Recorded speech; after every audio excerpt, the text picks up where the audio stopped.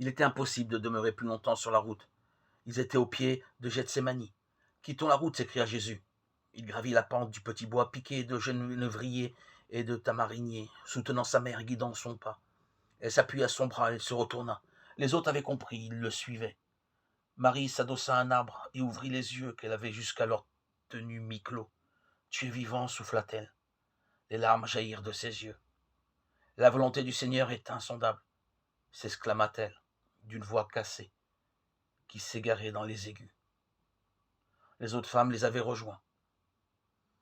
Marie prit son fils dans les bras et appuya sa tête contre sa poitrine. Elle était plus petite que lui, puis elle s'écarta et lui saisit les mains. Comme tous les autres, elle examina les cicatrices, dessus et dessous, elle secoua la tête. « Voici les pieds, dit-il. » Elle dut s'asseoir par terre, égarée. Elle but de nouveau. Lydia et Lysia l'encadraient. Ils étaient tous rassemblés sur les pentes de Gethsémani. La chaleur se faisait encore plus pesante. « Où étais-tu tout ce temps » demanda-t-elle.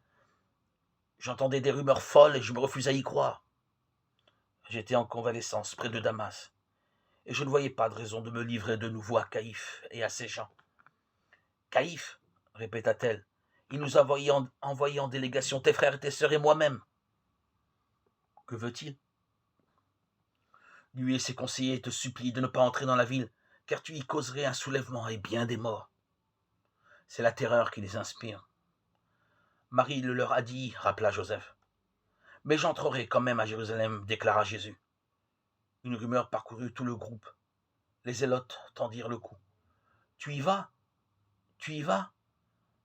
demanda Simon de Josias. « Votre heure n'a pas encore sonné, répondit Jésus. J'irai seul. » Ils se récrièrent de nouveau. « Seul » s'exclama Jacques, le frère de Jésus, effrayé. Jésus hocha la tête. « Attendez-moi ici. » Il descendit les pentes de Gethsémani, le jardin où il avait tout vu et tout compris. Il le vit rejoindre le flot des pèlerins et le suivirent des yeux.